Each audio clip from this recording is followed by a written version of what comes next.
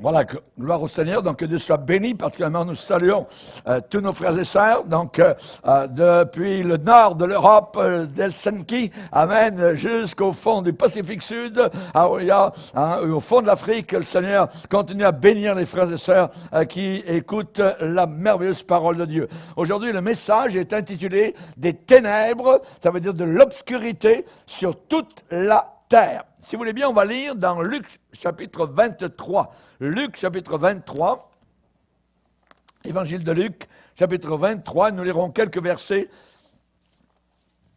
qui concernent les événements autour de la crucifixion du Seigneur Jésus-Christ. Luc 23, verset 44. Luc 23, verset 44, nous lisons donc cette parole inspirée par le Saint-Esprit. Voilà ce que Luc écrit. Il était déjà environ midi, ça veut dire la 6e heure, et il y eut des ténèbres sur toute la terre, jusqu'à 15 heures, jusqu'à la 9e heure. Le soleil s'obscurcit et le voile du temple se déchira par le milieu. Jésus s'écria d'une voix forte, « Père, je remets mon esprit entre tes mains. » Et en disant ces paroles, il expira. Le centenier, voyant, celui qui était au pied de la croix, voyant ce qui était arrivé, glorifia Dieu et dit, « Certainement, cet homme était juste. » Et tous ceux qui assistaient en foule à ce spectacle, après avoir vu ce qui était arrivé, s'en retournèrent se frappant la poitrine. Tous ceux de la connaissance de Jésus et les femmes qui l'avaient accompagné depuis la Galilée se tenaient dans l'éloignement et regardaient ce qui se passait.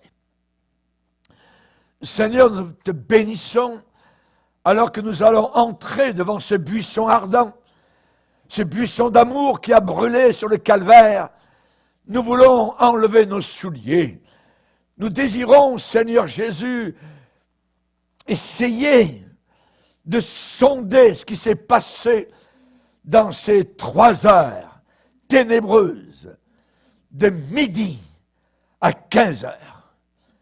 Nous te demandons, Seigneur, que nous puissions comprendre un peu le sens de souffrance inimaginable que tu as supporté pour payer nos péchés. Nous te demandons ces choses, Père, dans le nom puissant, merveilleux, glorieux, le nom du bien-aimé Jésus-Christ, ton Fils unique. Amen et Amen. Et tout le peuple dit Amen. On peut s'asseoir, frères et sœurs. Il y eut des ténèbres sur toute la terre. C'est le premier des 6 miracles qui eurent lieu dans l'environnement de Golgotha, et il y a eu une sorte de chaîne, un enchaînement de signes et de miracles de midi à 15 heures. Pendant 3 heures, il s'est passé des choses extraordinaires. Et toutes ces choses miraculeuses ont été enveloppées autour de la mort de Jésus-Christ. Ces miracles, ces signes miraculeux ont été bien serrés, je dirais, autour du sens unique de notre salut éternel. Le deuxième miracle a été le voile du temple, qui soudain s'est déchiré de haut en bas le moment où le menton de Jésus a touché sa poitrine lorsqu'il a expiré sur la croix du Calvaire.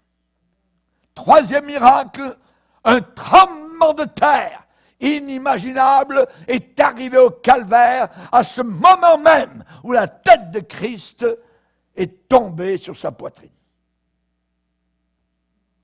Les rochers ont éclaté, nous disent les Écritures.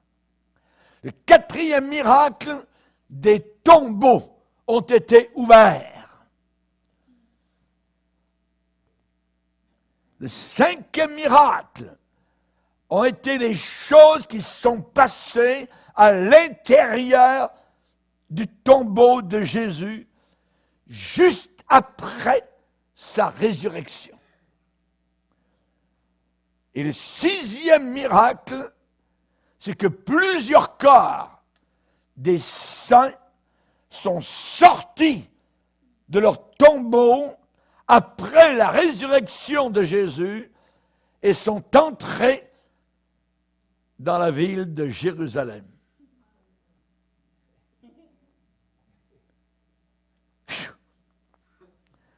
Certains miracles, de ces miracles que je viens de citer, venaient du ciel. D'autres miracles de ces miracles venaient de la terre. Et d'autres miracles venaient d'en dessous de la terre. Tous étaient des merveilles. Et tous ces miracles allaient dans la même direction et ont été comme une défense solide, une protection, comme une muraille, comme une phalange pour protéger la vérité de notre salut par le sang de Jésus-Christ.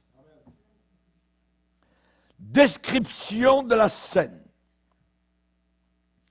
Jésus est déjà cloué avec des pointes de fer dans ses mains et dans ses pieds. Et ça fait déjà 3 heures qu'il est cloué sur la croix, depuis 9 heures du matin. Cela avait commencé à 9 heures. Maintenant, il est midi. Et la Bible dit, il y eut des ténèbres sur toute la terre. Quelque chose d'une ampleur cosmique. Les ténèbres, l'obscurité, s'étendirent sur toute la lumière du jour, sur la moitié du globe terrestre. Parce que l'autre moitié était déjà dans la nuit. C'est remarquable. Comme les 3 jours de ténèbres qu'il y a eu en Égypte, rappelez-vous, pendant 3 jours en Égypte, il y a eu un jugement de Dieu sur l'Égypte, et il est dit que les gens ne se voyaient pas, et les gens sont restés assis à leur place pendant tout ce temps-là. Il y eut des ténèbres sur toute la terre.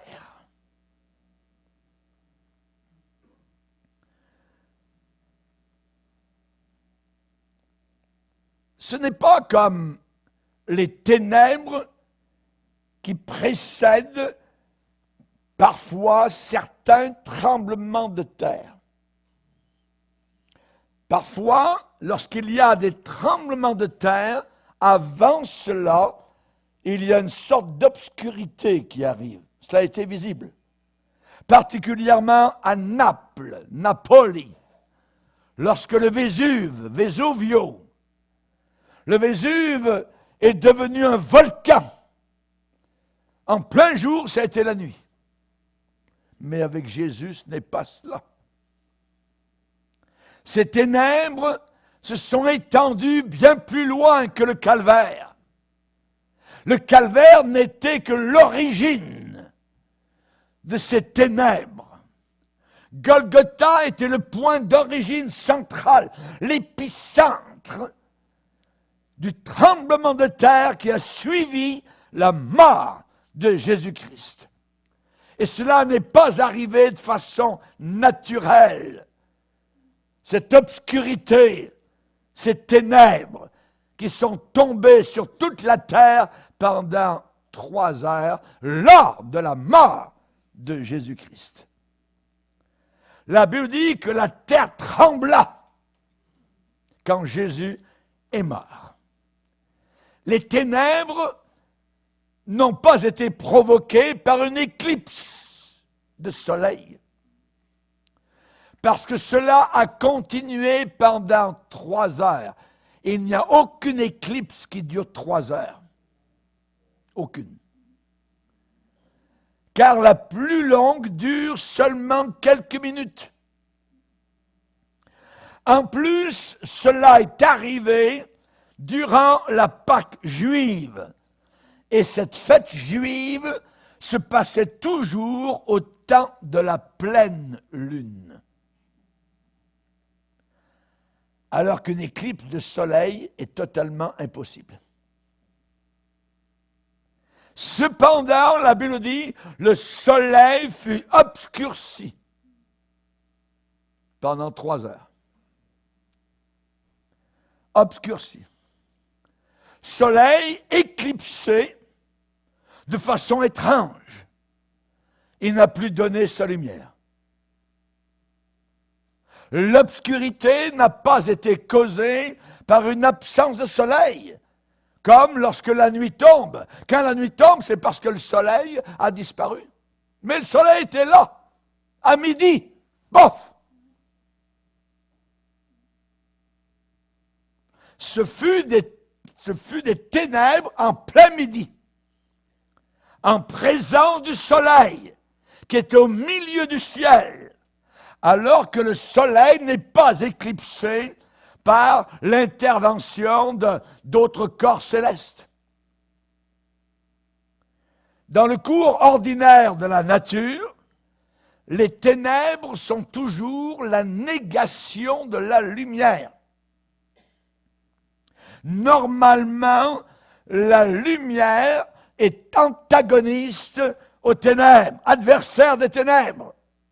Normalement, la lumière bannit, chasse les ténèbres. Et Salomon déclare dans l'Ecclésiaste, la lumière a de l'avantage sur les ténèbres. Et là, au calvaire, pendant que le soleil est à son zénith, ça veut dire brille le plus, pouf, coupé. En plein midi. C'est impressionnant. Les ténèbres du calvaire ont éteint le soleil à midi. Très impressionnant. Ça nous donne la conception de la puissance du Dieu El Shaddai. Est-ce que les ténèbres sont arrivées graduellement, lentement, en s'intensifiant? Dans les paroles de l'Évangile, ce fut ténèbres soudain au commencement des 3 heures de ténèbres. Ce n'est pas arrivé progressivement, soudainement. Environ à midi, le texte est là.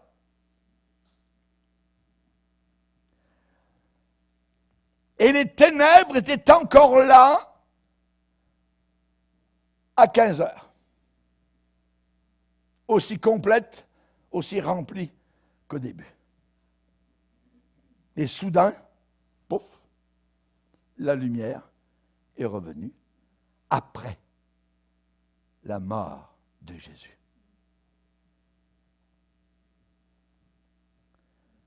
Donc cela est arrivé tout d'un coup des cieux pour s'enfermer sur la scène du drame tragique, horrible, expiatoire. Et il semble que les ténèbres soient parties et disparues aussi soudainement et rapidement qu'à leur arrivée. puisque ces ténèbres sont reliées étroitement au symbolisme des souffrances de la croix, on peut penser aussi que la noirceur s'est intensifiée au fil des heures. C'est devenu de plus en plus obscur. Plus le crucifié était en train de souffrir sur la croix pour moi et pour toi. On peut penser cela à cause du cri du souffrant, à cause du cri de l'agonisant à la fin de ses heures. Pendant ces 3 heures, ça a été le silence.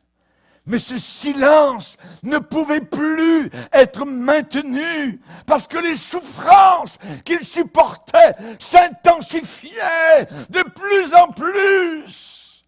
Et ces ténèbres, on peut se poser la question, étaient-elles profondes? Étaient-elles épaisses? On ne nous le dit pas. Mais d'après le texte de la Bible, ce n'était pas une demi-obscurité, comme dans la soirée, au crépuscule, quand le soleil se couche. Non, ce fut des ténèbres effroyables.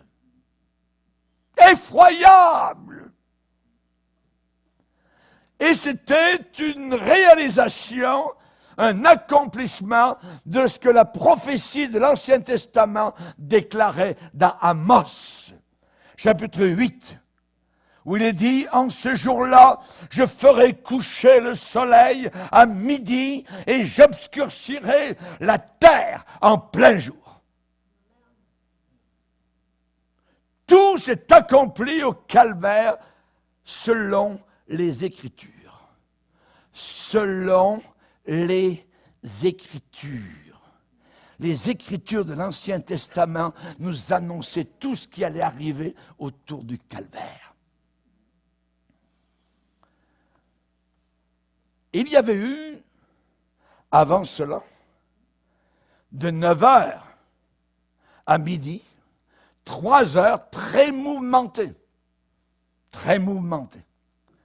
Cela avait été 3 heures très animées à Golgotha. Le crucifié lui-même, si on peut se permettre l'expression, était très occupé. Le crucifié a montré un très grand intérêt par rapport à ce qui arrivait autour de lui. Il a intercédé audiblement pour ceux qui le crucifiaient, ses bourreaux. Père, pardonne-leur! Ils ne savent pas ce qu'ils font! Le crucifié avait écouté le cri de l'un des brigands à ses côtés, en train de mourir à côté de lui, qui réclamait la miséricorde. Et Jésus lui a dit, aujourd'hui même, tu seras avec moi dans le paradis. Jésus avait répondu en l'assurant de façon sublime de son salut. Jésus avait reconnu la présence de sa mère au pied de la croix avec le disciple bien-aimé, l'apôtre Jean. Et il avait dit à Marie en le regardant, « Femme, voici ton fils. » Et il avait dit à Jean, « Jean, voilà ta mère maintenant. Prends soin d'elle. » Il avait donné ses dernières volontés. Et son testament les concernait, et sa mère et l'apôtre Jean. Les soldats aussi, au pied de la croix, étaient bien occupés à le garder, à se moquer. Il y en avait 4 qui étaient là, et ils s'étaient, je dirais, occupés des vêtements de Jésus. Ils avaient tiré au sort, ils avaient divisé ses vêtements entre eux, ils avaient jeté les dés pour savoir à qui irait cette fameuse tunique sans couture. Sans couture. Comme la personne du crucifié qui l'avait porté, parfait, sans aucune couture. Nous avons beaucoup de coutures, mais pas Jésus. Parfait. Qui de vous me convaincra de péché, avait-il dit. Il a dit que cette tunique était d'un seul tissu, depuis le haut jusqu'en bas. Et la perfection de Christ est d'un seul tissu, d'en haut jusqu'en bas. Les prêtres étaient là aussi rôdant autour du calvaire, bien occupés à critiquer l'inscription de Pilate. L'inscription sur la tête de Jésus était dans les 3 langues, pour que le monde entier puisse savoir, le monde de l'époque, écrite en hébreu, écrite en grec, écrite en latin. Jésus de Nazareth, roi des Juifs. Ils avaient été voir Pilate. N'écris pas Jésus de Nazareth, roi des Juifs. Écris, je suis le roi des Juifs. Il l'a dit. Allez vous faire voir. Ce que j'ai écrit, je l'ai écrit. Et il y avait les moqueurs autour de la croix, très occupés.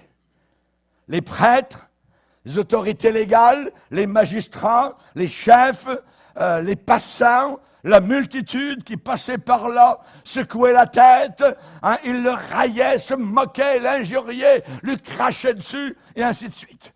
Tous les courants d'iniquité jaillissaient comme de la lave d'un volcan. C'était autour de la croix, et sans arrêt, pendant 3 heures. Pendant 3 heures. Quel remue-ménage! Et tout cela se passait sans aucune opposition. Librement, les gens riaient, se moquaient. Si tu es le Fils de Dieu, mais descends donc! À midi, boum. Silence.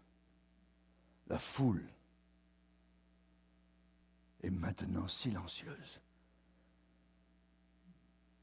Il était déjà environ midi et il y eut des ténèbres sur toute la terre jusqu'à 15 heures. À cette heure de midi, qu'est-ce qui est arrivé? Un silence. La foule est restée là. Mais elle ne pouvait plus bouger parce que c'était tout noir. Sombre. Un mot même du texte parle des ténèbres. Ténèbres, ce mot même est silencieux. Quand la nuit tombe, les bruits de la rue s'éteignent. Et là, la nuit, solide, noire, obscure, à midi, tout le monde se tait. Silence radio. De midi à 15 heures, il y a un blanc dans la narration. Le lecteur qui lit le texte ressent ce lourd silence qui pèse sur la scène de la crucifixion. Luc 23, 45, le soleil s'obscurcit, devient noir. À midi. Et à la fin de cette période de temps, vers 15 heures, quand le soleil soudain brille de nouveau, tout s'agite de nouveau encore. Et juste avant 15 heures, Jésus s'est mis à parler. La multitude a tourné autour de la colline du Calvaire, a viré. Mais pendant ces 3 heures, de midi à 15 heures, on voit seulement les ténèbres et on entend seulement le silence. C'est silencieux. Pendant 3 heures. Le grand souffrant sur la croix est silencieux. Il n'y a plus aucune insulte qui monte vers lui. Aucun sarcasme, aucun mépris ne lui est lancé maintenant. Les ténèbres jettent leur ombre de silence pendant 3 heures. Ils sont là, la Bible dit, une foule. Ils restent là. Ils sont tous là, bouche bée. La foule est pétrifiée, immobilisée. C'est l'étonnement, c'est la peur qui remplace le brouhaha, qui remplace le sarcasme, le vacarme. On entend les gouttes de sang qui tombent depuis le corps du crucifié.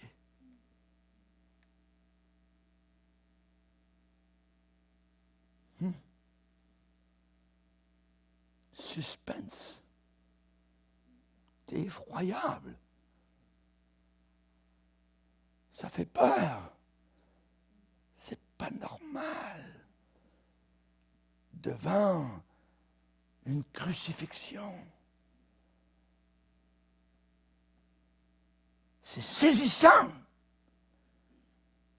Et alors que tous ces cœurs qui sont là au pied de la croix sont en train de boire aux ténèbres, sont immergés, plongés dans l'obscurité et s'abreuvent à la noirceur épaisse, ils tremblent devant le caractère terrifiant et mystérieux de cette crucifixion. Vous ressentez ces lugubres ténèbres, tristes, mélancoliques. Et à la fin de la crucifixion, un tremblement de terre qui secoue.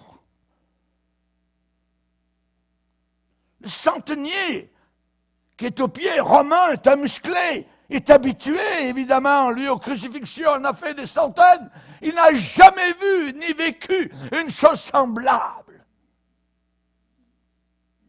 Il est dit, le centenier voyant ce qui s'était passé et le tremblement de terre, dit, certainement cet homme était juste. Et il ajoute, c'était Dieu, le Fils.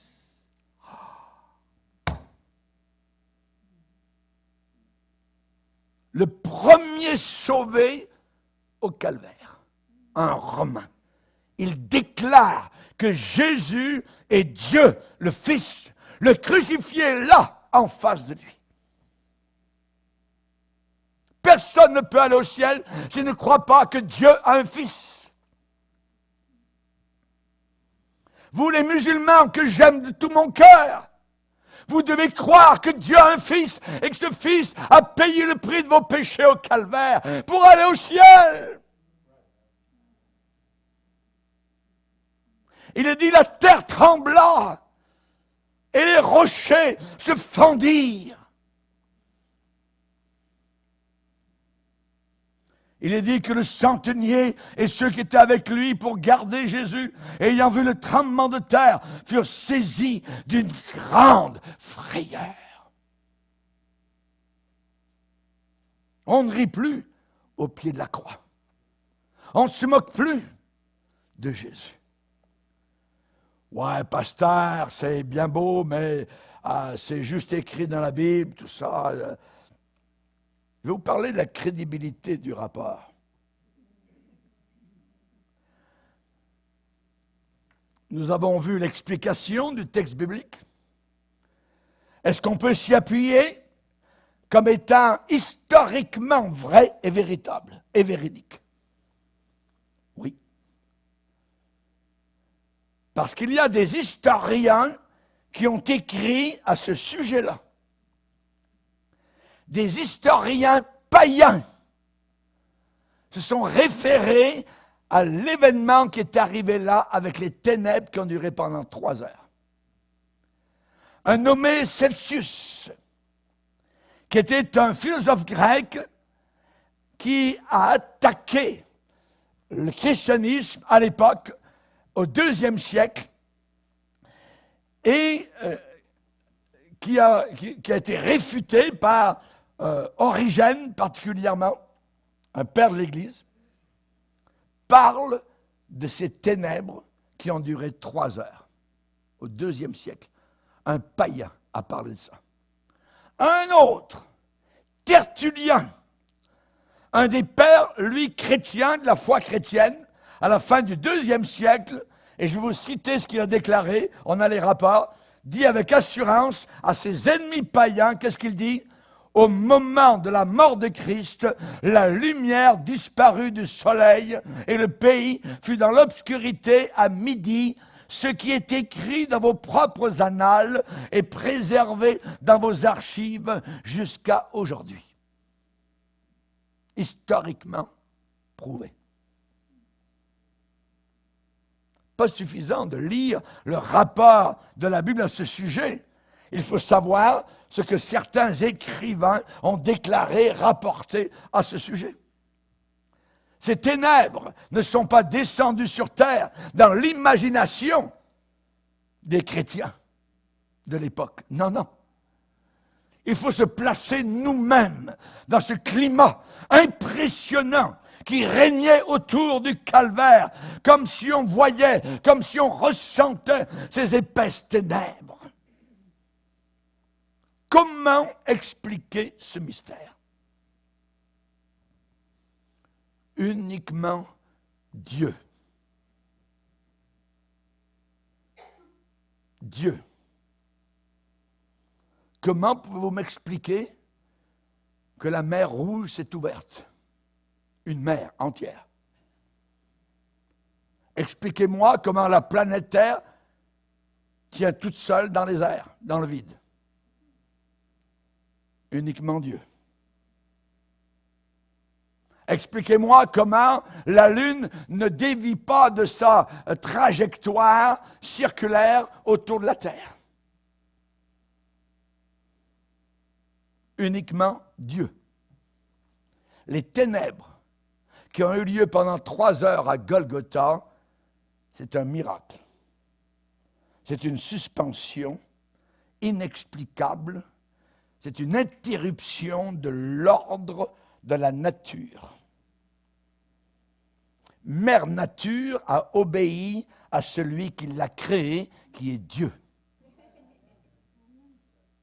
Seul Dieu, le Tout-Puissant, peut interférer dans le cours régulier de la nature qu'il a établi lui-même.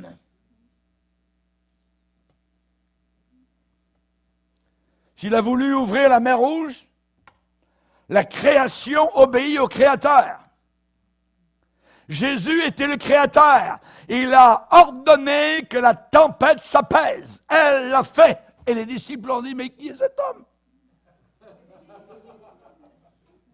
Cet homme était Dieu, le Fils.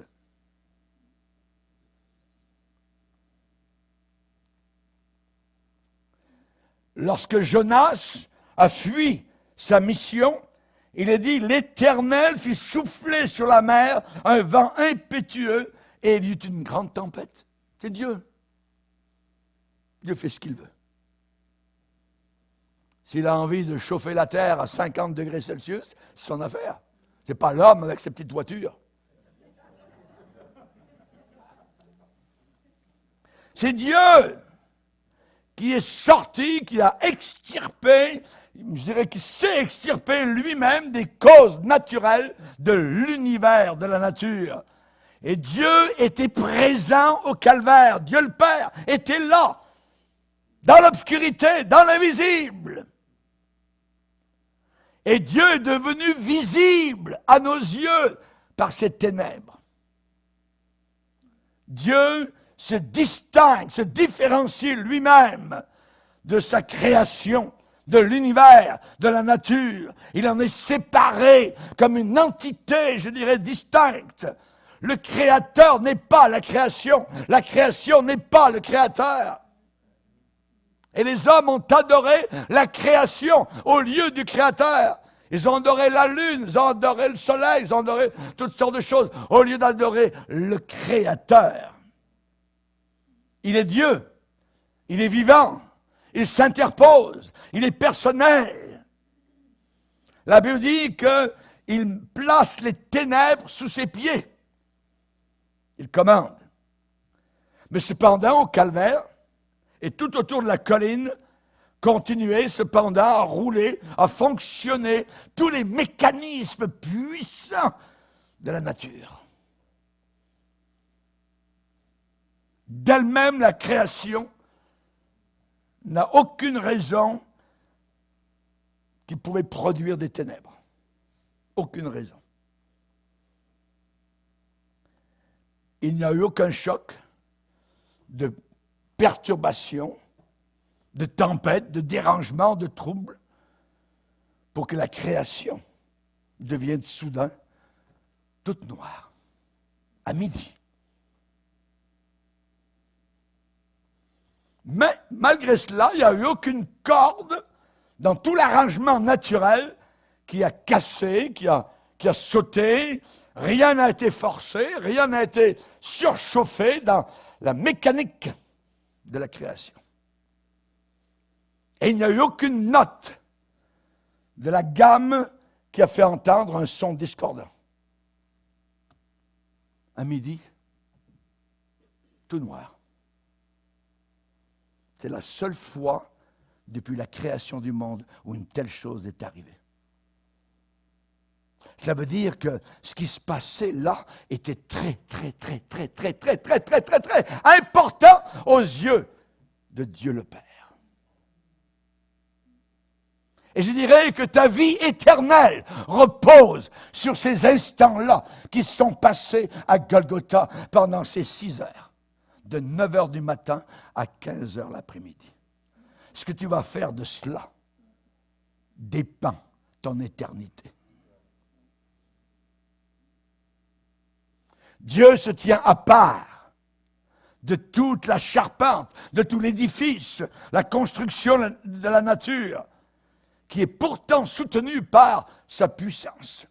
La Bible dit que Dieu soutient toute chose par sa parole puissante.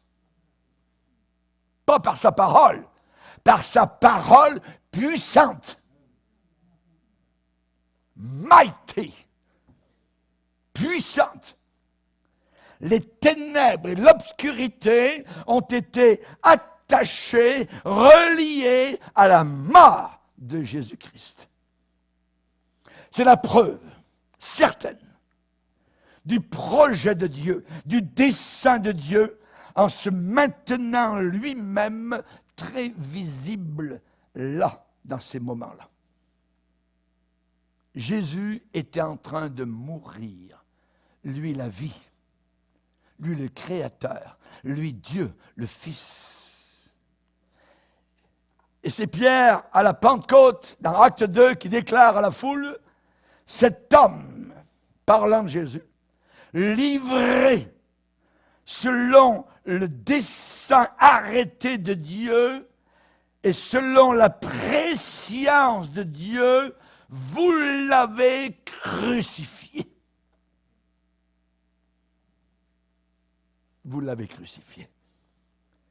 À Golgotha, durant ces instants-là, Dieu s'est montré.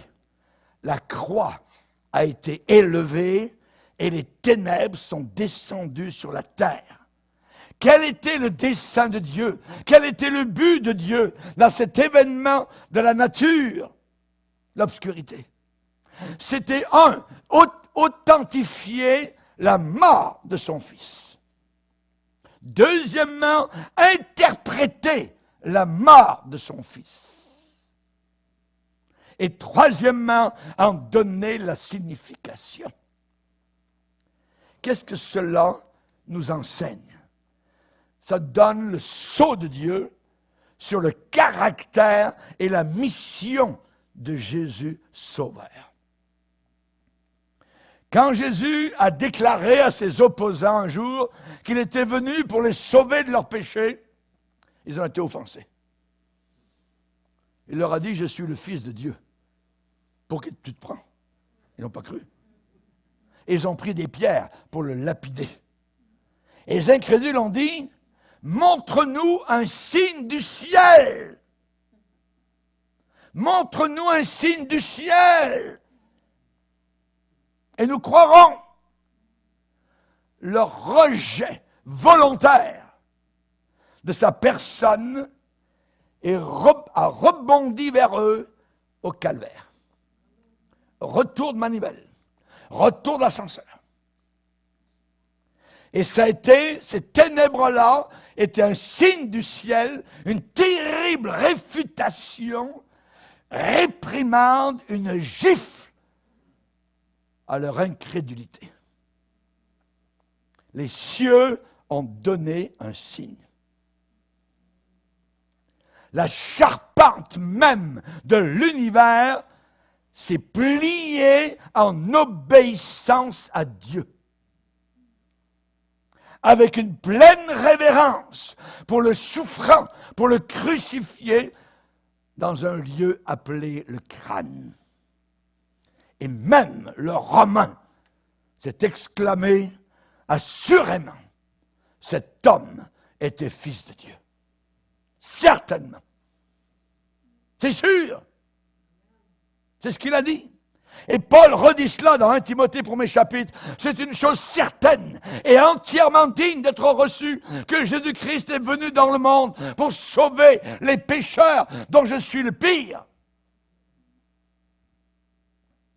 Deuxièmement, cela nous enseigne que pour glorifier, magnifier, amplifier le sang de la mort de Jésus, il y a eu 3 heures de terribles ténèbres sur toute la terre.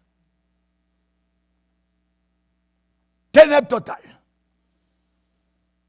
D'une façon si impressionnante, pendant 3 heures. L'importance de la mort de Jésus-Christ nous sauver du péché. Il fallait que cela arrive. Tes petites bonnes œuvres pour aller au ciel, ça sert à 0 plus 0 égale 0. Il fallait la croix, il fallait le sang de Jésus-Christ. S'il n'y a pas de sang qui coule, il ne peut pas y avoir de pardon. Il faut que ce sang qui coule soit d'une pureté totale, sans aucun péché. Notre pardon, notre paix, notre vie éternelle, notre place au ciel nous viennent uniquement, seulement, exclusivement par lui et par son sang versé. Y a-t-il eu une chose plus importante que la mort du Seigneur Jésus-Christ? L'univers, la science, les siècles, les intérêts terrestres, les montagnes d'argent ou d'or, voyez, tout cela mis ensemble ne sont que des balayures et de la poussière à côté de la puissance du calvaire. Jésus a répondu lui-même pour toutes nos iniquités. Il a porté toutes nos douleurs. Il a porté chacun de nos péchés. Il est venu sur la terre uniquement pour cela. Uniquement pour cela. Oui, il a guéri des personnes. Il n'est pas venu pour guérir spécialement. Il est venu pour mourir pour nos péchés. Il avait dit, il y a un baptême dont je dois être baptisé, qu'il me tarde. Qu'il me tarde. C'était un baptême dans le péché, un baptême dans la saleté, dans la pourriture. Il allait être plongé, lui, le Créateur, Sauveur, l'homme sans péché, dans le bourbier total, dans le fumier de nos péchés.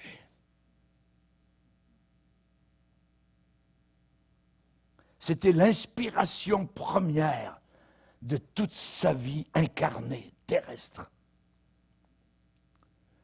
Mais dans cela, il y avait aussi un autre élément, il y avait dans son cœur ce qu'il savait au bout du sentier, une joie, en vue d'eux, en prévision de la joie qui lui était réservée.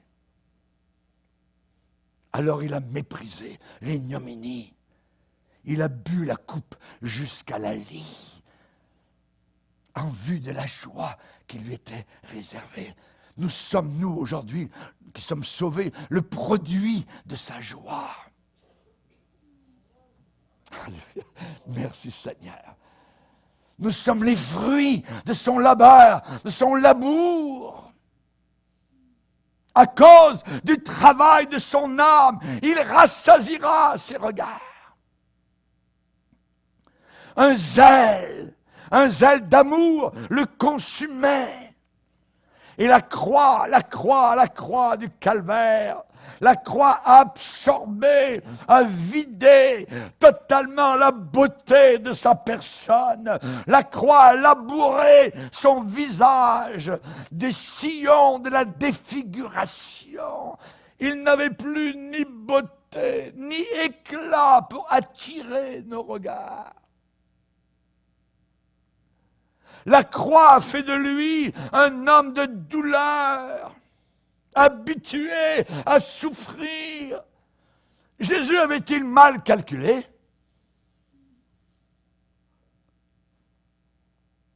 A-t-il été séduit personnellement ou est-il devenu fanatique? Que Dieu réponde pour lui. Derrière le voile des causes naturelles, Dieu s'est approché, le Père s'est approché du calvaire. Dieu est venu au calvaire avec un effet si formidable, si prodigieux, qu'il y eut des ténèbres miraculeuses. C'était la signature de la main du Père. Voici l'agneau de Dieu, mon agneau, qui ôte les péchés du monde. C'est lui le Père qui a étendu à partir des cieux ce drap mortuaire épais autour de la croix. Les ténèbres attestaient que Jésus avait été frappé de Dieu. C'est Dieu qui a permis. C'est Dieu qui l'a frappé. Tu veux prendre la place du pécheur, le pécheur doit être frappé. Alors je vais te frapper, Jésus, mon fils. Nous avons en filigrane Abraham avec son fils, avec le couteau qui étincelle, prêt à le... Mais à la croix, il n'y a pas eu de retenue. Il devait payer. Il devait payer pour moi. Alors il a été marqué, il a été percé, il a été strié, il a été hachuré, il a été sillonné, défiguré. Le propre Fils du Père, brisé, châtié, puni, humilié, battu, rayé des rayures, ensanglanté par le Père même. À la crucifixion, il n'y avait pas seulement les souffrances de la crucifixion, des clous, mais une angoisse qui venait immédiatement de Dieu le Père. Dans son agonie à Gethsémani, il a sué la mort. Des grumeaux de sang sont tombés.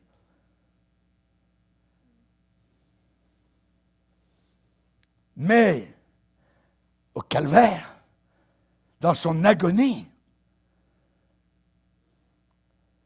ce n'était pas uniquement les coups des soldats qui ont profané sa personne sacrée, non. Quelque chose de plus lourd, de plus fort, qui venait de la main puissante de Dieu, qui a frappé son Fils à ma place. Il a payé. Ne devrais-je pas l'aimer? Quel sentiment d'amour ai-je envers Jésus? Qui peut? Beaucoup. Juste avant la fin des ténèbres, de 3 heures, juste avant que cela ne finisse, l'agonie s'approfondissait. Jésus supportait la colère de Dieu le Père contre le péché de l'homme. Et cela, maintenant, ne pouvait plus être supporté en silence. Il a crié d'une voix saisissante, renversante, effroyable, avec l'étonnement d'un malheur, d'une tristesse, d'une misère irrésistible. Il a regardé là-haut vers le fond des cieux, du haut de la croix, ces cieux obscurs et ténébreux juste au-dessus de sa tête. Mon Dieu, pourquoi m'as-tu abandonné?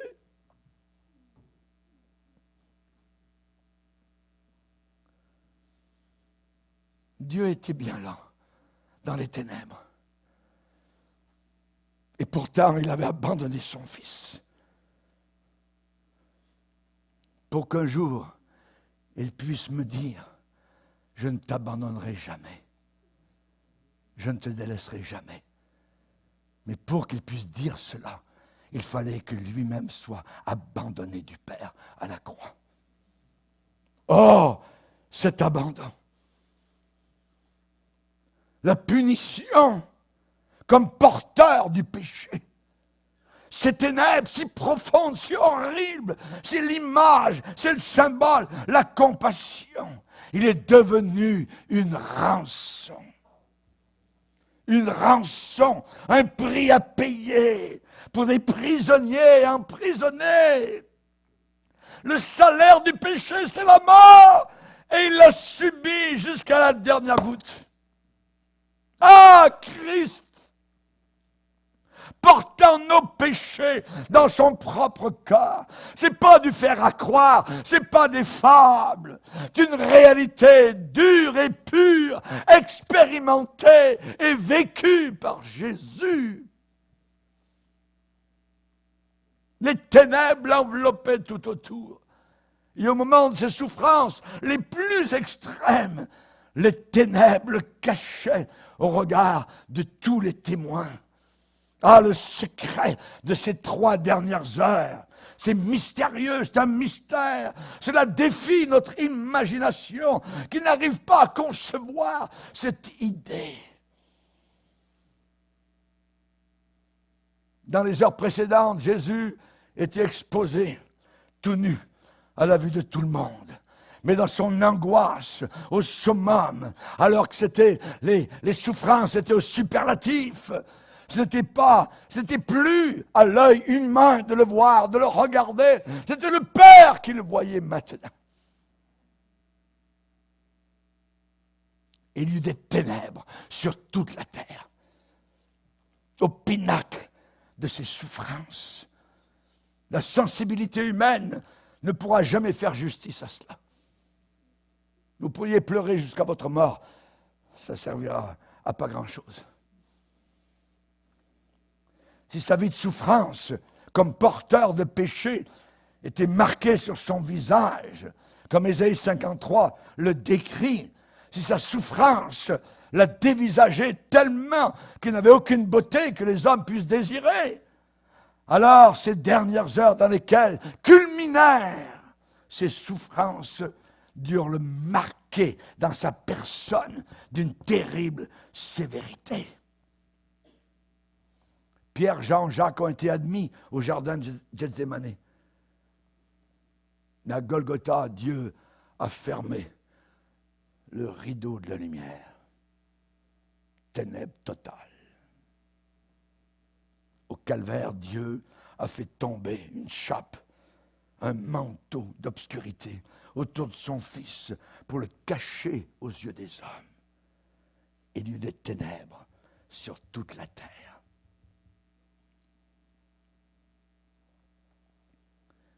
Cela prouve quoi? Cela prouve maintenant qu'il a plu à l'Éternel de le briser par la souffrance. Il a plu à Dieu le Père de le briser, de le casser, de le frapper par la souffrance. Il a souffert pour les péchés des impies comme moi et comme toi. Et ce sacrifice a fait les délices du Père. Cela nous montre quelle méchanceté est le péché. Ça nous montre quelle malédiction le péché de l'homme représente. Mais cela nous montre aussi, deuxièmement, que seul un amour infini, incommensurable, unspeakable, peut nous sauver.